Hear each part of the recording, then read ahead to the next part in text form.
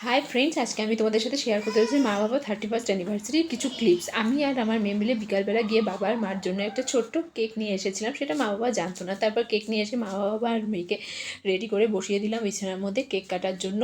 সেই কেক কাটার জন্য আমি বসিয়ে দিয়ে আরও কিছু জিনিস রেডি করছিলাম। এনে এসেছিলাম মিষ্টি, সেই মিষ্টি আর মোম কিনে আনতে ভুলে গেছিলাম, তাই ঘরে থাকা একটা সাদা মোমই লাগিয়ে দিয়েছিলাম।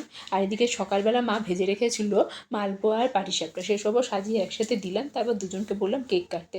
দুজন কেক কাটতে শুরু করে দিয়ে তারপর মোমো নেভাতে ভুলে যেতে আমি বললার পরে নেভালো। তারপর বাবা মাকে কেক খাইয়ে দিল, মেয়েকে খাইয়ে দিল, দুজনকে কেক খাইয়ে দেওয়ার পর মা আবার বাবাকে ক্রিম লাগিয়ে দিল। তারপর মিষ্টি খাইয়ে দিল মাকে। তারপর মাও আবার বাবাকে মিষ্টি খাইয়ে দিল। আমার বাবা আসলে মিষ্টি খেতে ভালোবাসে, সেটা যদি রসগোল্লা হয় তাহলে তো কথাই নেই। তারপর মা বাবাকে জল খাইয়ে দিয়েছিল। তারপর বাবাও মাকে আবার জল খাইয়ে দিল। মা একা একা খেয়ে নিচ্ছিল ভুলে গিয়ে, তারপর আমি বলাতে আবার খাইয়ে দিল। তারপর আমি বললাম যে সিঁদুর পরিয়ে দিতে। বাবা ইয়ার্কি করে বলছিল যে নাক থেকে পরাবে, মা বলছিল না নাক থেকে না, কপাল থেকে পরাও। আর বাবা বলছিল না নাক থেকে পরালে আমার আয়ু অনেক বাড়বে। মা বললো না সামনের দিক থেকে পিছন দিকে দিলে পারে।